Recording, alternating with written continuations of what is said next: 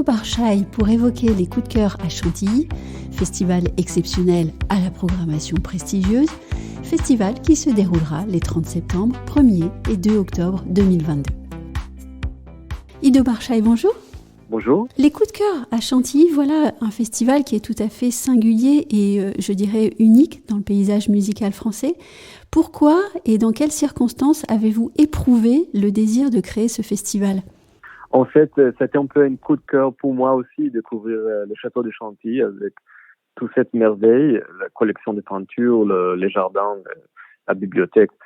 Et en fait, ça a été par Prince Amin Aga Khan, oui. qui est un ami qui m'a invité de voir le château, qui en fait, c'est lui qui a évoqué l'idée de faire un festival de musique là-bas. Et quand je suis venu là-bas, j'ai absolument tombé amoureux immédiatement de cet endroit, et j'imaginais immédiatement aussi comment l'espace, le magique, l'atmosphère, il y a une charme incroyable là-bas, comment ça peut correspondre très très bien avec écouter la musique en live, avec voilà, l'inspiration qui est dans tous les sens, les choses qu'on écoute, mais aussi les choses qu'on voit et qu'on sent dans cet espace. Oui, à Chantilly, il y a beaucoup de grandeur en fait, et ça correspond bien à l'idée d'excellence et de prestige que vous voulez donner. Exactement, mais c'est juste une énorme sens de beauté aussi. Oui. C'est aussi une grandeur, mais c'est juste esthétiquement.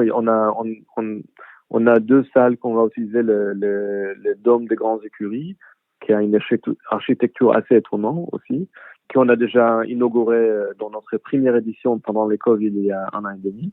Oui. Et ça a été pour l'anniversaire 80 ans de Martha Argerich, qui maintenant revient pour un autre week-end dans une édition qui va être pour la première fois présentée au public en général, parce que c'était malheureusement pendant le Covid, c'était limité pour très peu de gens, alors on n'a pas fait une billetterie à l'époque. Et cette fois-là, pour nous, c'est vraiment la première édition qu'on va présenter ça au public. Aussi, cette fois, on va utiliser un autre espace qui s'appelle la Galerie des Peintures, oui. qui est une galerie incroyable avec une collection, je pense, le 12e plus important en France des peintures après le Louvre. Mm-hmm. Il y a Delacroix, Poussin, Raphaël, c'est vraiment des trésors une après les autres. Et juste le grand sens de beauté de regarder, écouter la musique là-bas. Cette mélange, je pense, donne une effet cathartique, je ne sais pas si on dit ça en français. Oui, tout à fait. qui va être extraordinaire. Ouais. On dit souvent que la première édition d'un festival, elle est très importante.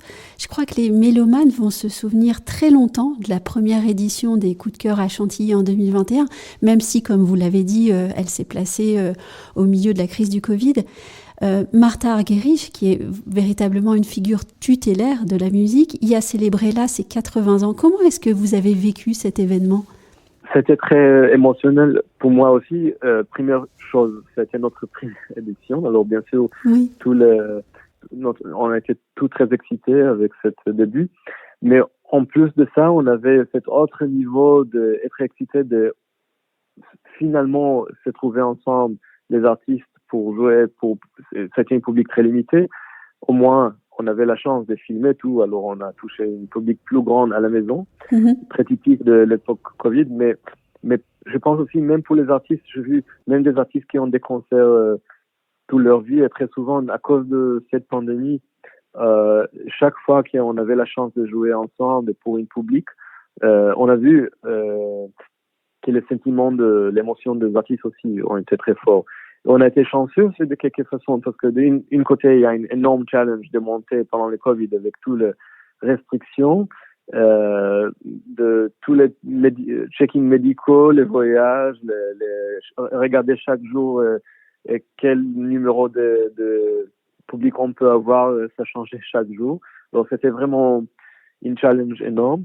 Mais de l'autre côté, on avait, pour cette fête d'anniversaire, on avait une grande chance d'avoir presque tous les artistes disponibles, parce que la majorité des concerts ont été annulés à l'époque. Alors, on avait plein de grands amis de Martha qui sont les meilleurs artistes de notre époque, avec Guidon Kremer, Evgeny Kissin, oui. Misha Maïski, Maxime Wenger.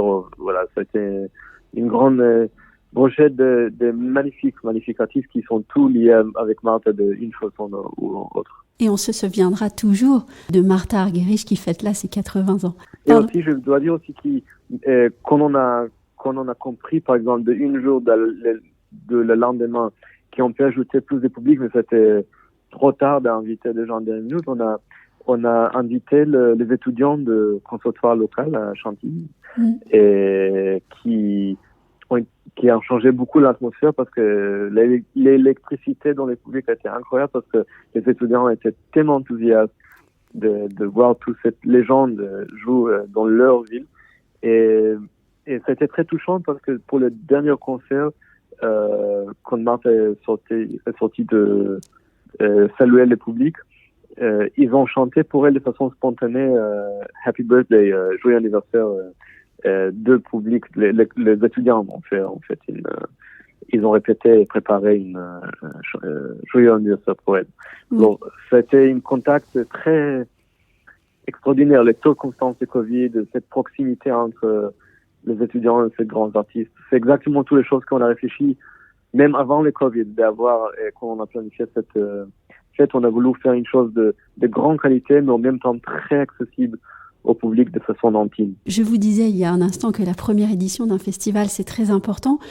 Je dois dire immédiatement que la seconde édition de votre festival sera tout aussi importante et même plus, puisque vous venez dire qu'elle prendra de l'ampleur.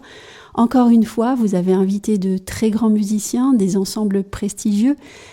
Pouvez-vous nous en dire quelques mots? Qui vous avez invité et pourquoi?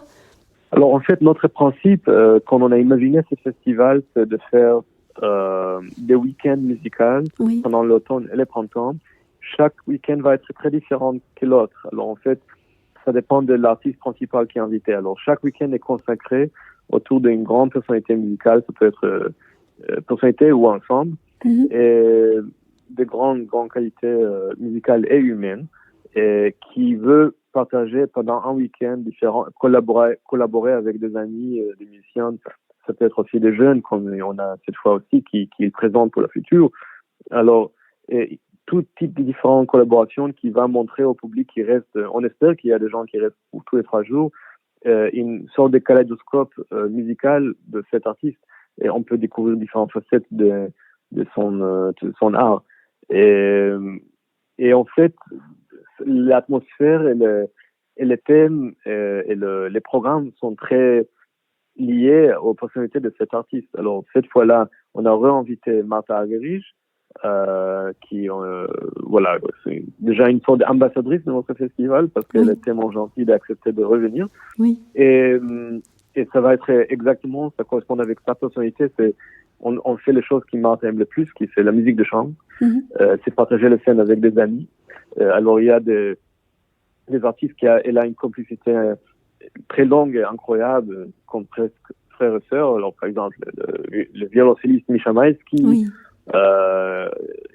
ou le pianiste Stefan Kovacevic, etc. Après il y a aussi bien sûr la famille aussi. Il y a ses filles Lida Chen, Argerich et Annie Dutoit, qui vont participer aussi. Alors, et aussi le petit-fils de Martha, qui a été, tout était dans l'anniversaire 80, et il revient avec elle cette fois aussi pour jouer. Alors, cet week-end va avoir une atmosphère très marthaesque, on peut dire. Mais pour l'édition d'après, il y a de différents artistes avec différents aspects de leur art. Alors, par exemple, on a déjà planifié 2 week-ends pour le printemps. Le premier, c'est 31 mars jusqu'à 2 avril avec notre grand pianiste, Maria Joao Pires, qui, elle, par exemple, elle va jouer aussi un récital de piano d'elle. C'est une chose qu'elle aime faire. Alors, elle va aussi faire de musique de chambre, mais c'est une autre mélange. Et après aussi, on a le 15 et 16 avril, le magnifique ensemble baroque, le Capella Méditerranée, avec leur directeur Leonardo Garcia Alarcón, qui vont présenter des opéras de baroque italien. Et donc cet espace baroque, en fait, alors dans les grandes écuries. Alors pour nous, chaque week-end va présenter une autre facette, en fait, aussi de notre festival. Un festival avec des musiciens d'excellence qu'on écoute dans un écrin d'exception.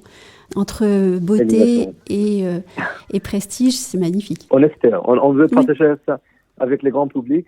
Je sais que c'est pas toujours facile pour les Parisiens de sortir jusqu'à Chantilly, mais il faut dire qu'il se vaut le peine parce que cette mélange est vraiment unique.